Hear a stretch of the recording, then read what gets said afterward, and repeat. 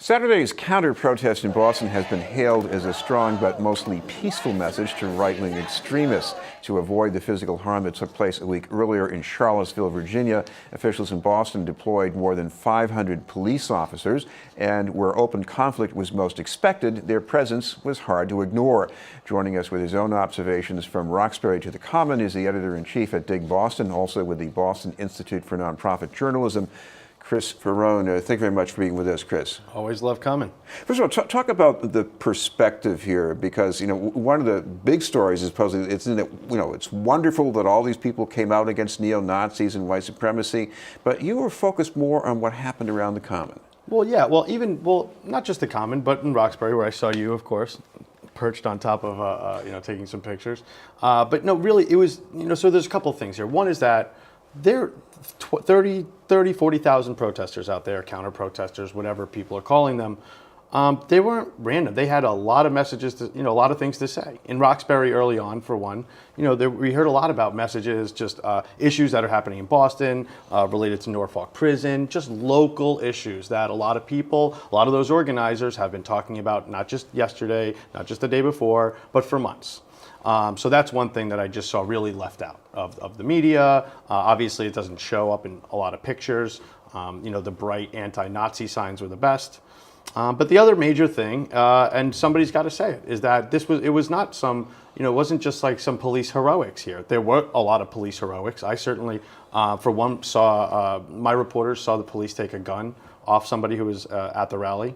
But that wasn't the only case. Whereas the Boston Police Department Commissioner Evans and the Mayor Marty Walsh were boasting the other day at a press conference that the police haven't presented themselves in a militarized fashion in a long time. That's exactly what we saw. I hope that people are seeing the pictures that aren't really being published in the Globe and the major newspapers, because they're pretty brutal. There's some really violent arrests. People were injured. I had 2 reporters thrown to the ground. One got a phone broken. One got her leg injured a little bit. And it's just, I'm not saying it was horrible. I don't know why it has to be one extreme or the other, but certainly there was some violence there. What was going on with the violence, you think? Okay, so first of all, the Commissioner Evans the other day was all about that they have a plan, and they did have a plan, and a part of that plan was escorting the free speech ralliers, the couple dozen speakers who came, who of course spurred this entire these counter protests. Onto Boylston Street, right across from Emerson College. It's really narrow, and it wasn't a good plan. Hey, it's not. I don't know what they could have done differently. That's their job, but it wasn't a good plan. That street got really backed up, and the other thing is, they hadn't planned. I assume they hadn't planned for the marchers to be coming in from Roxbury also, because when that happened, when that group met up with the group that was already at the State House on the Common, the police were there in full riot gear. And they did what they always do. You can't arbitrarily go here, you can't arbitrarily go there. And it turns down to all these stare downs and shoving matches. And the truth is that I've covered these kind of protests in city after city after city. I was a place like Tampa during the Republican National Convention, where they really just did figure out, let people march all day. But when you set up arbitrary boundaries with cops in full riot gear, violence is going to go down. It's almost always going to be blamed on the protesters. Boston Police Department was tweeting passive-aggressive things like, don't throw bottles of urine at the police officers. Of course don't throw bottles of urine at the police officers. Don't brutalize peaceful protesters. Of course there were people on the counter-protest side that maybe crossed over the line. But there was a line there. Who put the line down? It's a street. It's a public street. So I've just been outraged all day looking at all this reporting. The Globe really just tied it up with a bow, and it's time to cover the eclipse. But that's just not what happened. One of the conjectures I heard as early as Saturday afternoon was that some of the trouble was not really from people who were deployed by the counter-protest or even by the people with the free speech rally. They were just sort of loose cannons who showed up where the action was. Totally.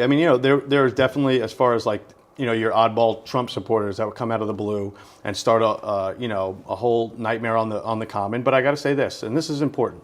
And this message got out there a little bit, not message, but this got out there a little bit, was that a lot of those people, while they were getting screamed at and maybe, spit at even on the common, they were also being protected by a lot of these counter protesters. I actually followed this one guy, I don't know what his positions are, I don't know if he's a neo-Nazi or just a schmuck who was up with these free speech, with the free speech crowd, but he ended up getting escorted out by Black Lives Matters activists. I have the whole thing on camera. And it was pretty brutal. There were people trying to lunge, but they actually protected the guy as much as I'm sure they didn't want to, until he got to the edge of the park. And of course, police were doing similar things all day. So it was kind of like a controlled chaos. But there are a lot of. I'm not saying that only the things I'm talking about, that only the police and riot gear should be talked about. But when I see it completely left out of things, and another thing I want to say, because I really respect this show, and I think it has to be said, and we'll continue to say it on in the Dig, but credible outlets need to report that pepper spray was deployed. This is Boston. Since when does that happen? I guarantee the next press conference, the police commissioner will be out there again saying that they don't use things like that, they don't do this. There's just almost no accountability. Did you see this directly, or is this something you've got from several reporters? There's tons of pictures of it. It's no secret.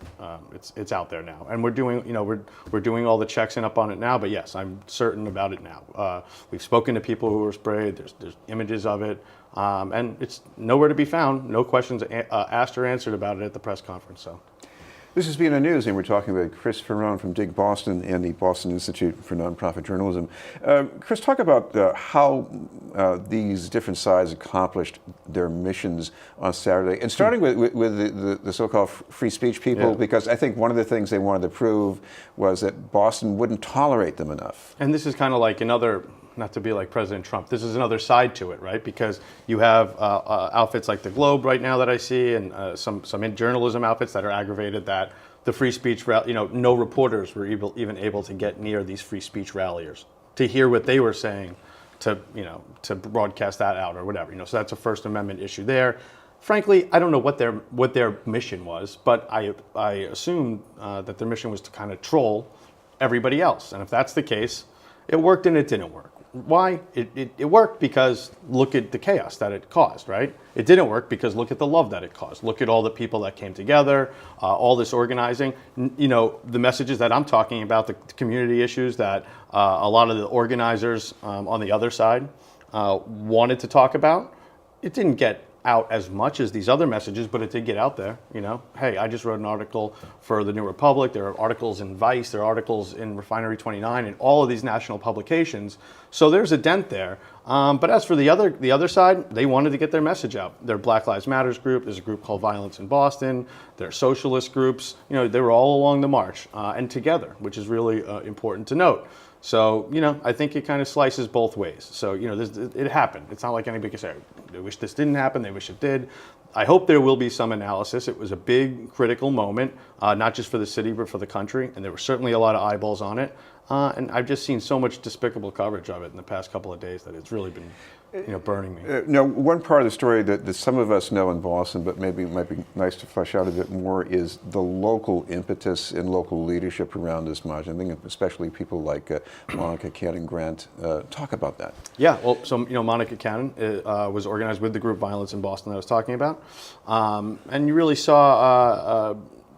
The press conference that you were at also in Roxbury the other day, that was a lot of these groups that I've been talking about. With Monica and Angie Camacho. Monica and Angie, so Violence in Boston, Black Lives Matter Boston, Black Lives Matter Cambridge, and some Black Lives Matter national affiliates, really getting a chance to talk about issues. The other thing, the big rally in Roxbury started in front of Madison Park High School. What better topic of conversation? A high school, our central vocational school, critical school that's been cut, unbelievably.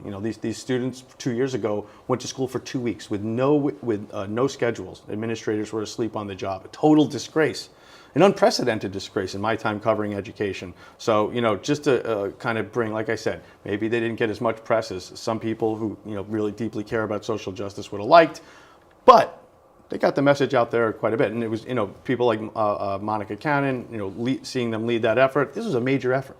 Let's not forget that. There's like 20 to 30. I don't like having 10 people over my house for dinner. You have to, clean up and this and that. This was a major effort, and I believe a successful one on that front.